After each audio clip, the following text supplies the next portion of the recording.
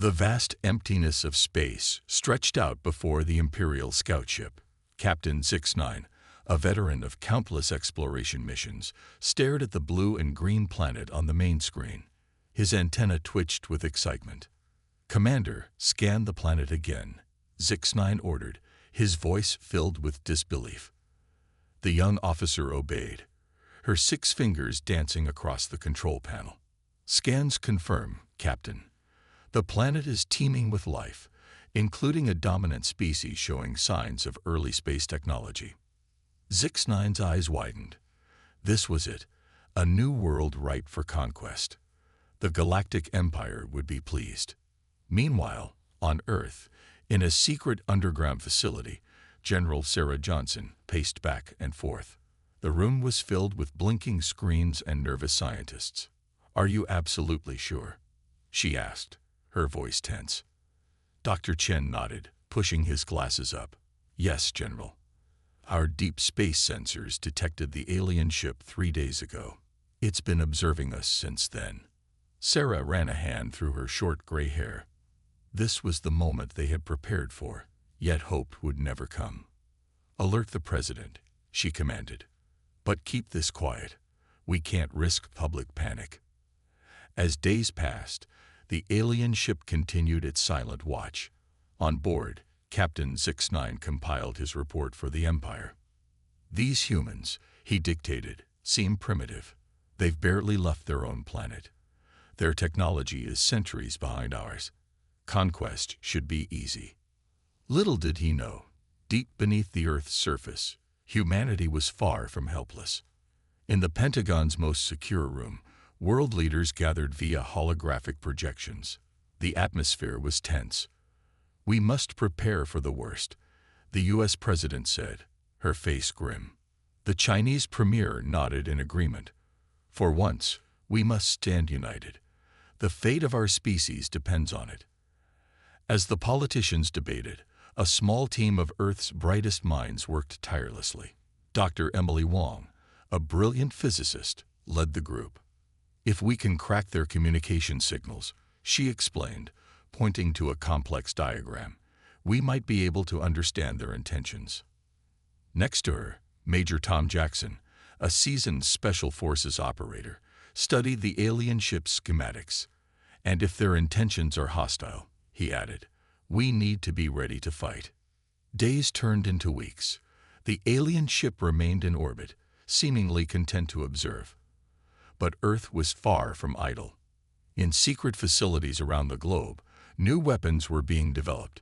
Old rivalries were set aside as nations shared their most advanced technologies. Dr. Wong made a breakthrough late one night. Her tired eyes lit up as she decoded a fragment of alien communication. "They're calling us primitive," she said, a mix of amusement and anger in her voice. "They think we'll be an easy conquest." Major Jackson grinned, a predatory gleam in his eyes. "Well, we'll just have to prove them wrong, won't we?" As Earth prepared in secret, life on the surface continued as normal. People went about their daily lives, unaware of the looming threat above. In a small town in Kansas, a young boy named Timmy pointed excitedly at the night sky. "Look, Dad, a new star." His father, an Air Force pilot secretly briefed on the situation, forced a smile. "Yes, son, it's beautiful, isn't it?" High above, Captain 69 made his decision. "We've seen enough," he announced to his crew. "Send word to the Empire. This planet is ripe for the taking." As the scout ship's message raced across the galaxy, Earth held its breath. In the Pentagon, General Johnson addressed her team. "We've done all we can to prepare," she said solemnly. "Now we wait." The calm before the storm settled over the planet. Humanity, unaware of its impending trial, continued to live, love, and dream. But in secret bunkers and hidden labs, a chosen few worked tirelessly, knowing that the future of their species might soon rest in their hands. As the first rays of dawn broke over the horizon, a new chapter in human history was about to unfold. The Galactic Empire was coming. And Earth, despite appearances, was ready. The sky darkened as thousands of alien ships appeared in Earth's orbit. Their sudden arrival sent shockwaves through the planet's defenses. In the Pentagon's war room, screens lit up with urgent warnings. General Sarah Johnson's face paled. "Dear God," she whispered, "they're here." Across the globe, people pointed at the sky in wonder and fear. News channels broadcasted shaky footage of the massive fleet. Panic spread like wildfire. On the Imperial flagship, Grand Admiral Zorn smiled coldly. "Prepare the ultimatum," he ordered. "Let's see how these primitives respond to real power." Back on Earth, world leaders scrambled to convene an emergency meeting. The U.S. president, looking tired and stressed, addressed her peers via secure video link. "We always knew this day might come," she said, her voice steady despite the fear in her eyes. "Now we must decide. Do we fight or do we submit?" The debate that followed was heated.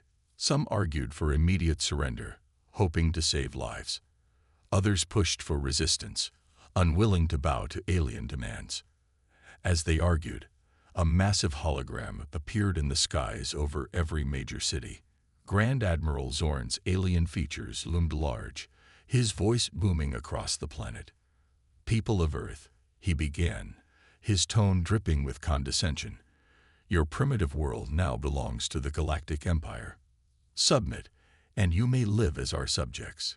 Resist, and face annihilation. You have 24 hours to decide." The ultimatum sent shockwaves through humanity. In the streets, some people fell to their knees in despair. Others raised their fists in defiance. In the secret underground lab, Dr. Emily Wong worked furiously. "We're close to a breakthrough," she told Major Tom Jackson. "If we can just decode their shield frequency." Tom nodded grimly. "Keep working. We might need that edge sooner than we thought." As the deadline approached, the world's leaders remained divided. The Chinese premier argued for a united front of resistance. "We cannot let fear dictate our actions," he insisted. Others weren't so sure. The Brazilian president countered, "But what chance do we have against such advanced technology? We must think of our people's survival." Unknown to the squabbling leaders, a rogue element was about to change everything. Colonel Viktor Petrov, a hardened Russian veteran, had no intention of waiting for politicians to decide humanity's fate. In a hidden military base in Siberia, he prepared his secret weapon.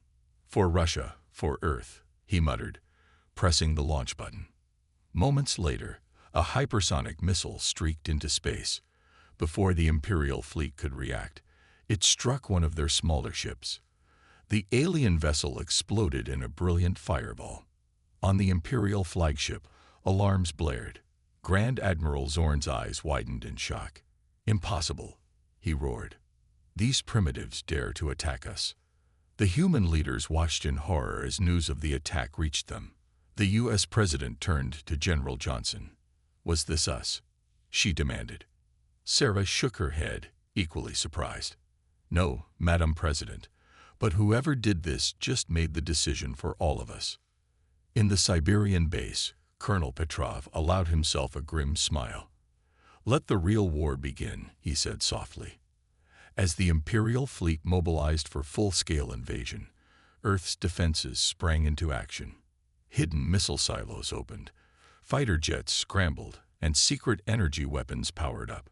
Dr. Wong burst into the war room, clutching a datapad. "We've done it," she exclaimed. "We can penetrate their shields."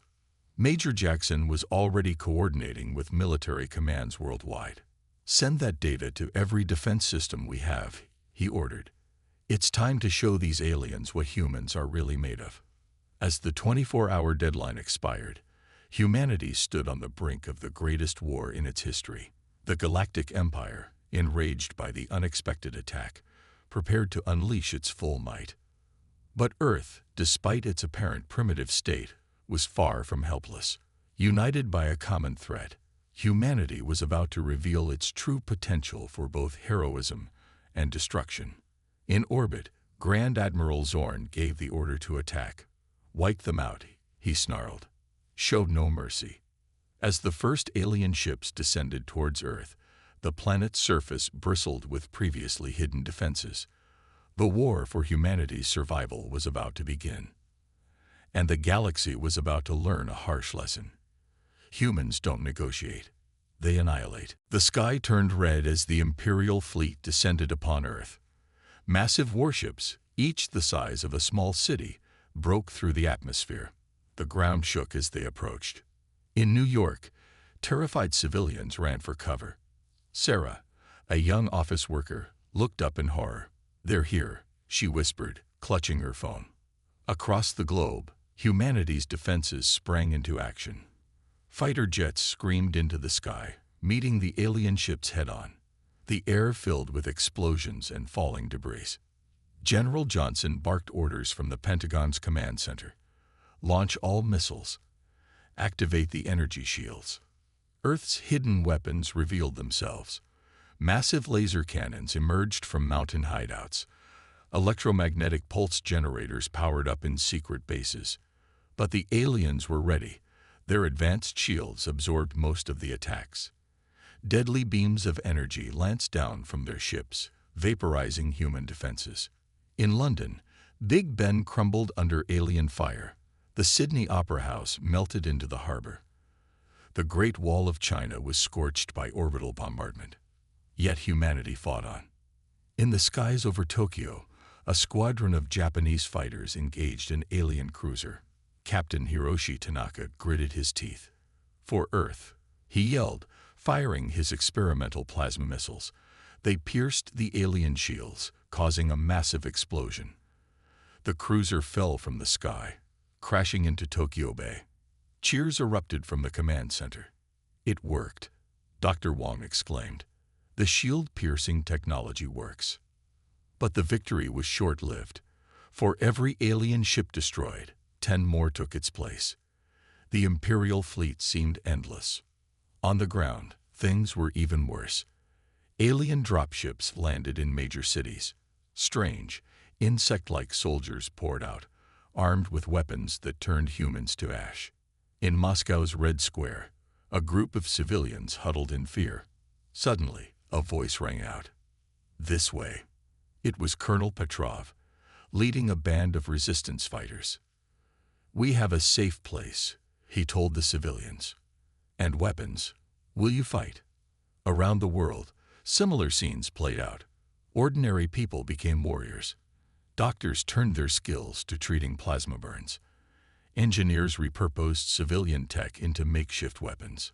In a secret lab beneath the Alps, Dr. Wong worked frantically. "If we can reverse engineer their tech," she muttered, "we might have a chance." Beside her, Major Jackson examined a captured alien weapon. "We need to work faster," he said grimly. "We're losing ground every hour." The alien advance seemed unstoppable. Cities fell. Governments crumbled. But still, pockets of resistance held out. In the ruins of Chicago, a group of teenagers used social media to coordinate guerrilla attacks. In the Amazon rainforest, indigenous tribes used their knowledge of the land to ambush alien patrols. Even in space, humanity fought on. The International Space Station, transformed into a makeshift battle station, launched daring raids on alien supply lines. But the cost was high. Billions died in the first week alone. The survivors faced a world forever changed. Grand Admiral Zorn watched the battle from his flagship. "These humans," he mused, "they're more resilient than we thought." His second-in-command nodded. "Should we use the planet-killer weapon?" "Sir." Zorn considered for a moment. "No," he decided. "This world has resources we need. We'll do this the hard way." Back on Earth, in the smoking ruins of Paris, a small group gathered in a hidden bunker. Leaders from around the world, those who had survived, met to plan humanity's next move. "We can't win a conventional war," the French president said, her face streaked with soot. "Then we don't fight conventionally," replied the Nigerian general. "We adapt. We evolve. We become something the enemy can't predict." As they debated, a message arrived from Dr. Wong's team. "We've cracked it." The message read, We can build our own versions of their tech, but we need time. The leaders looked at each other. Time was the one thing they didn't have, but they had to try. "Very well," said the U.S. President, her voice firm. "We'll buy you that time, whatever it takes." As the meeting ended, each leader returned to their people, carrying a spark of hope. The war was far from over. Humanity had suffered terrible losses, but they weren't defeated yet. In labs, in hideouts, in the hearts of resistance fighters, a new determination took hold. The Empire had struck hard, but humanity would strike back harder. The galaxy was about to learn why you should never underestimate humans. 3 months into the war, Earth was a changed planet. Smoking craters replaced once bustling cities. Alien patrols roamed the streets, but beneath the surface, humanity was far from defeated. In a hidden bunker deep under the Rocky Mountains, world leaders gathered. The mood was tense but determined. "We've lost much," said the U.S. President, her face gaunt from sleepless nights. "But today we fight back." Dr. Emily Wong stepped forward, holding the small device. "This," she said, "is our game changer." The device hummed to life, projecting a hologram of alien tech schematics. "We've cracked their code," Dr. Wong explained. "We can now build our own versions of their weapons and shields." A murmur of excitement rippled through the room. For the first time since the invasion, hope flickered in their eyes. Major Tom Jackson, now General, outlined the plan. "We hit them hard. We hit them fast. Show them what humans are really capable of." Across the globe, hidden factories sprung into action. Reverse-engineered alien tech was mass-produced. Ordinary people became soldiers, armed with weapons that could finally hurt the invaders. In the ruins of Tokyo, a group of hackers led by Yuki Tanaka, Captain Hiroshi's daughter, launched a cyber attack on the alien network. Suddenly, Imperial ships lost communication with each other. "Now," shouted General Johnson from the command center. All over the world, humanity struck back. In New York, resistance fighters led by Sarah, the former office worker, ambushed an alien patrol. Their new weapons cut through alien armor like butter. Over the skies of London, human fighters equipped with shield-piercing missiles engaged the Imperial fleet. For the first time, alien ships fell from the sky in large numbers. Grand Admiral Zorn watched in disbelief from his flagship. "How is this possible?" he roared. "They were primitives." His second-in-command looked worried. "Sir, we're losing ships faster than we can replace them. These humans, they're adapting too quickly." In Africa, Zulu warriors armed with energy spears charged alien ground forces. Their battle cries echoed across the savannah as they drove the invaders back. Deep in the Amazon, indigenous tribes used cloaking technology to become invisible, ambushing alien units with deadly precision. The tide was turning. Humanity, pushed to the brink, had unleashed its full potential for innovation and warfare. In Antarctica, a secret project headed by Dr. Wong bore fruit. A massive cannon, powered by the energy of the Earth's core, fired its first shot. The beam of pure energy sliced through 3 Imperial capital ships. Cheers erupted in command centers worldwide. "Keep pushing," General Jackson urged. "We've got them on the run." But the victory came at a cost. The endless war had changed humanity. Children who once played in parks now assembled plasma rifles. Poets and artists became battle strategists. In orbit, the International Space Station, now a formidable battle platform, led a daring assault on the Imperial flagship. Colonel Petrov, commanding the station, grinned fiercely. "For Earth," he shouted as they rammed the alien ship, sacrificing themselves to take out the Empire's local command. On the ground, Sarah led her team through the ruins of Central Park. They stumbled upon a group of alien soldiers, but these looked different. They were afraid. "They're retreating," Sarah realized with a mix of joy and disbelief. Similar scenes played out across the globe. The mighty Galactic Empire, for the first time in its history, was being pushed back by a primitive species. In the hidden bunker, world leaders watched the events unfold with a mix of pride and concern. "We're winning," the Chinese premier said softly. "But at what cost? What have we become?" The U.S. president nodded grimly. "We've become what we needed to be to survive. The question is, what will we be when this is over?" As the human counteroffensive gained momentum, news spread through the galaxy. Other subjugated species watched in awe as humanity did the impossible. Grand Admiral Zorn, his fleet in tatters, made a difficult decision. "Prepare for full retreat," he ordered. We have underestimated these humans." As alien ships fled Earth's orbit, humanity celebrated its first major victory. But the war was far from over. Earth had been devastated, billions had died, and the survivors were forever changed. Humanity had been unleashed upon the galaxy, and the galaxy trembled. 1 year after driving the Galactic Empire from Earth, humanity was ready for its next move. The scars of war still marked the planet, but a new determination burned in the eyes of every survivor. In a massive underground hangar beneath the ruins of Cape Canaveral, General Sarah Johnson stood before Earth's first interstellar warship.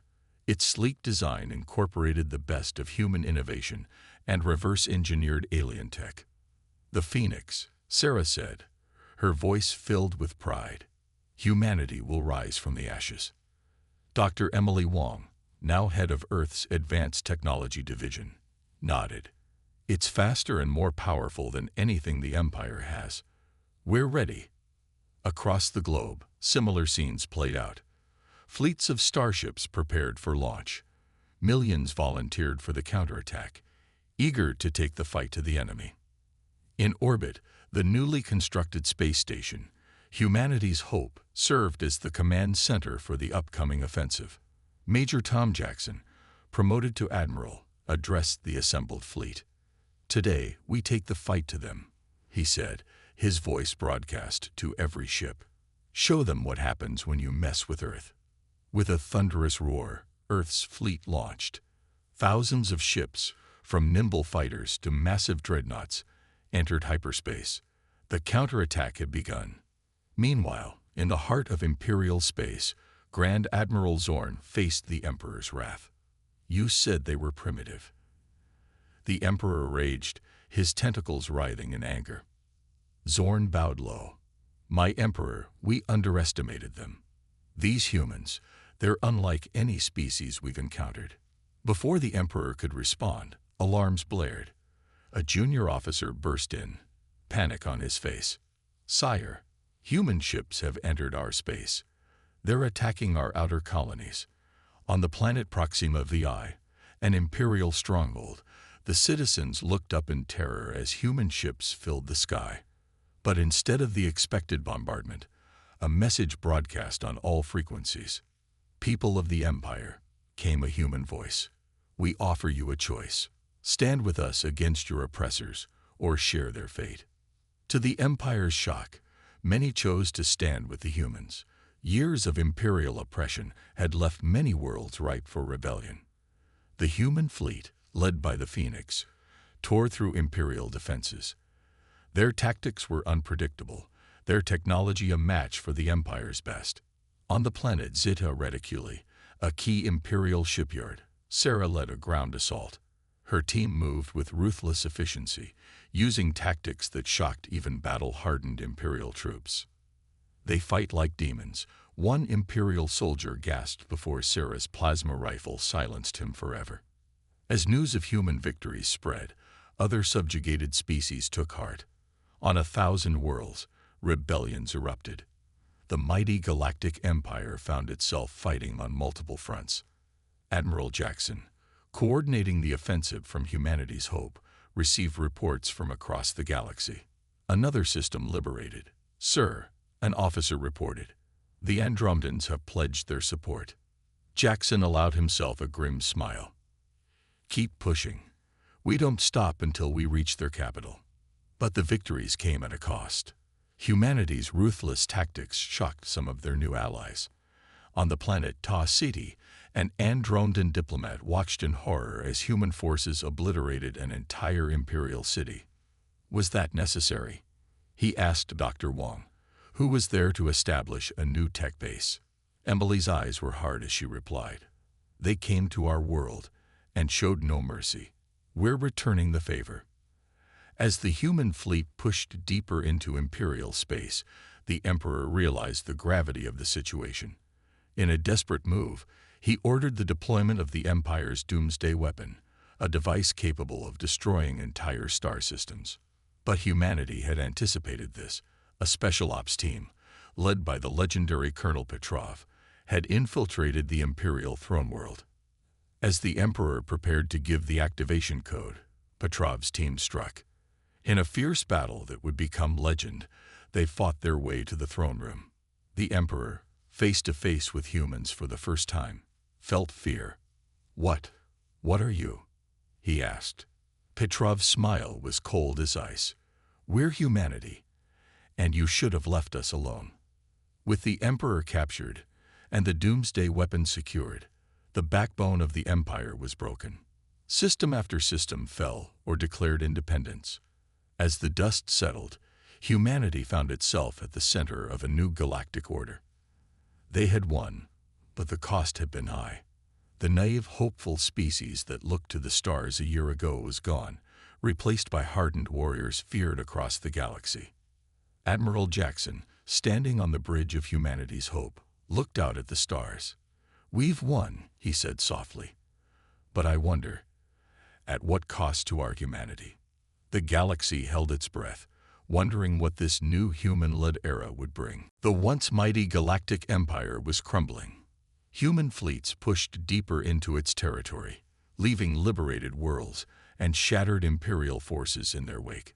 Chaos reigned as the balance of power shifted dramatically. On the imperial capital world of Centauri Prime, panic gripped the streets. Alien citizens who had never known anything but imperial rule now faced an uncertain future. Rumors of the unstoppable human advance spread like wildfire. In the imperial palace, what remained of the Empire's leadership argued bitterly. Grand Admiral Zorn, his once pristine uniform now wrinkled and stained, faced off against General Kral, a hardliner who refused to accept defeat. "We must sue for peace," Zorn insisted, his tentacles twitching nervously. "The humans have captured the Emperor. We cannot win this war." Kral slammed his fist on the table. "Never. We are the Galactic Empire. We do not surrender to primitives." As they argued, a young Abe burst into the room. "Sirs, human ships have entered the system. They'll be here within hours." The news sent shockwaves through the Imperial leadership. Some immediately fled, hoping to escape the human onslaught. Others began destroying records and evidence of their war crimes. Meanwhile, aboard the human flagship Phoenix, General Sarah Johnson prepared for the final battle. The ship's crew, a mix of hardened veterans and eager young recruits, worked with grim efficiency. "This is it," Sarah told her officers. "One last push, and the Empire falls." Admiral Tom Jackson's voice came through the comms. "All ships report ready, General. We await your command." Sarah took a deep breath. "All ships, commence attack. Show no mercy." The battle for Centauri Prime began. Human ships, their technology now surpassing that of the Empire, tore through the planet's defenses. Imperial ships exploded in silent bursts of fire, their crews never standing a chance. On the planet's surface, Colonel Petrov led a team of special forces. They moved through the chaos of the panicking capital, heading straight for the Imperial Palace. "Remember," Petrov told his team, "we take the leadership alive if possible. We need them for the war crimes trials." As they fought their way through the city, Petrov couldn't help but reflect on how far humanity had come. From a species on the brink of extinction to the most feared force in the galaxy. In orbit, Dr. Emily Wong coordinated the Cyber Warfare Division from a stealth ship. Her team hacked Imperial systems, shutting down defenses and spreading messages of rebellion to the population. Their entire network is collapsing, Emily reported. They're blind and deaf up there. The battle raged for hours, but the outcome was never in doubt. Human forces, hardened by years of brutal warfare, overwhelmed the disorganized Imperial defenders.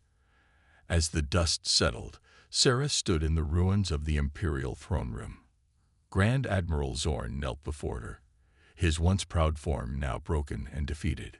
In the name of Earth and all her allies, Sarah declared, "I accept your unconditional surrender." The news spread across the galaxy at light speed. The Galactic Empire, which had ruled for millennia, had fallen to a species it had once considered primitive. On 1,000 worlds, celebrations erupted. Freed from imperial oppression, countless alien races looked to humanity as liberators and leaders. But not all were celebrating. In a secret meeting on a neutral world, representatives from several powerful races gathered. "The humans have become too powerful," one alien diplomat said. "They're as bad as the Empire, maybe worse." Another nodded. "We traded one tyrant for another. Something must be done."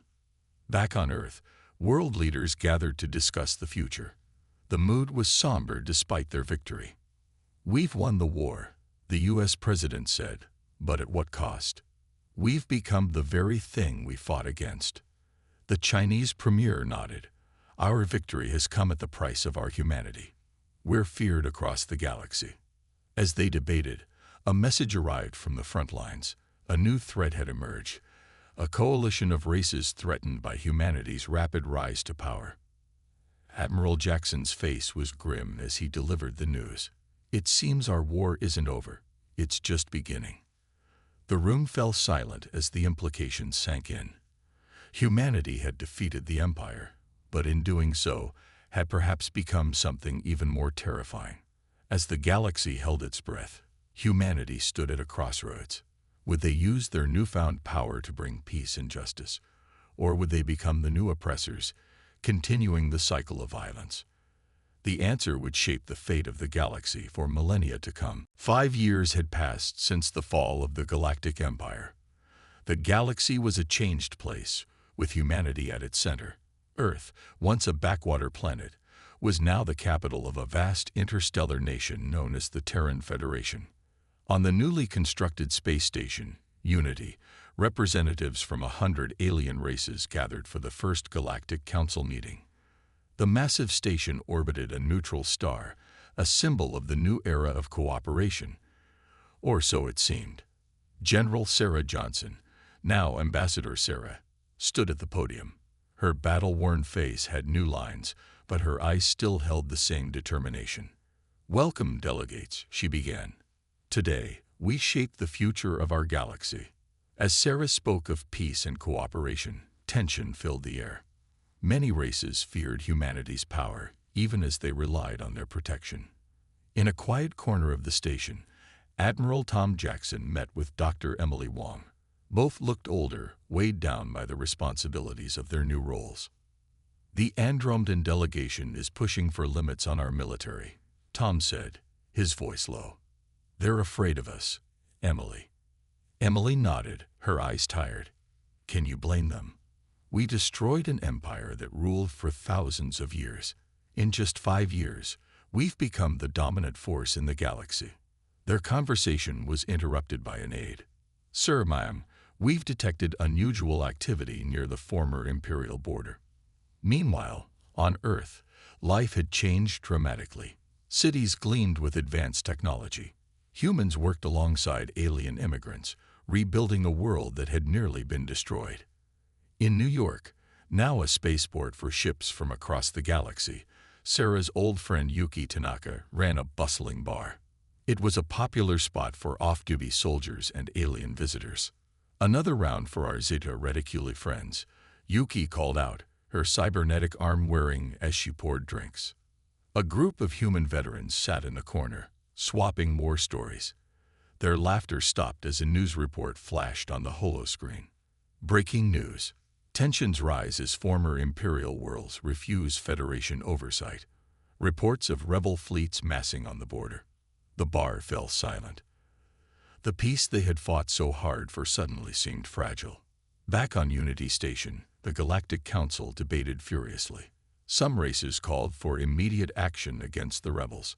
Others urged caution, fearing another devastating war. Sarah stood to address the council again.